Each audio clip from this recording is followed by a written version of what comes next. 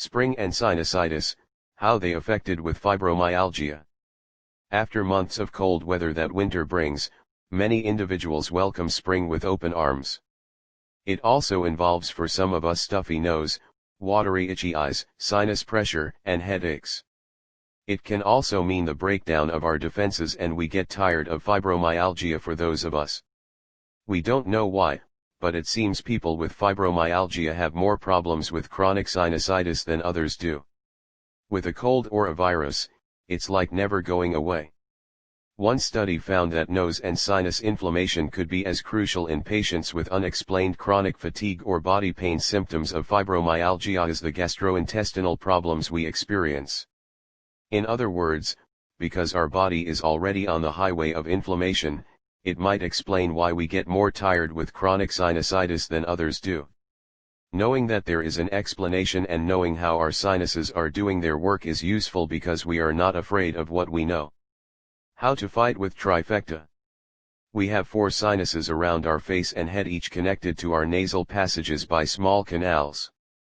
The small hairs in our nose filters air as it enters our body, and our sinuses generate mucus that moisturizes our air passages so that we are protected against dust, microorganisms, and other unwanted invaders. Any blockages of allergens, bacteria, fungi, or other germs, such as polyps, nasal septum deviation, or swelling and inflammation interfere with the function of the sinus.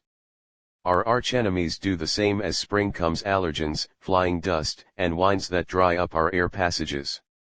Our sinuses can overreact and secrete surplus mucus that leads to runny nose and rhinitis, inflammation of the nasal passages, to keep up with the additional demand. Allergens also cause histamines to be released and we're off and running.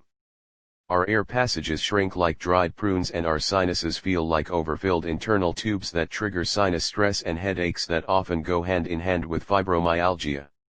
So, what are we going to do? Because they also trigger rebound swelling, avoid overuse of vascular constrictors such as Afrin. Use a spray of the nasal steroid. Steroids reduce inflammation, but be careful how your body responds. These can also trigger symptoms. Over-the-counter sprays. Periodic use, as recommended by your doctor, of nasal saline rinse machines. Sprays of the nasal saline.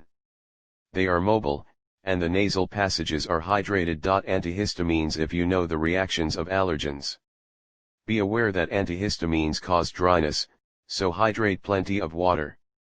Decongestants can help, but follow the precautions because some people should not use them. If reported, your doctor may offer steroid injections. Other issues may need to be studied, such as obstruction, allergies, yeast, or infection.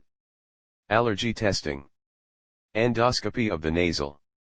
To look for defects, a scope made of flexible tubing with a camera at the end is placed in nasal passages. A CT scan or MRI, both provide imaging of sinuses not available with an endoscope. A culture of nasal secretions to look for pathogens such as bacteria or fungi. A consultation with a doctor of the ear, nose, and neck should be required. If symptoms get worse or different, see your doctor. Things may have altered, such as a physical barrier, the growth of fresh allergies, your environment, or other things we've talked about.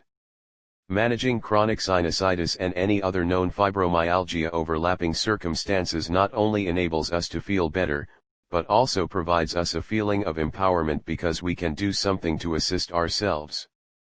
Please leave them in the remarks below if you have this issue or have questions. I love learning from you. Stay healthy. Thank you for watching this.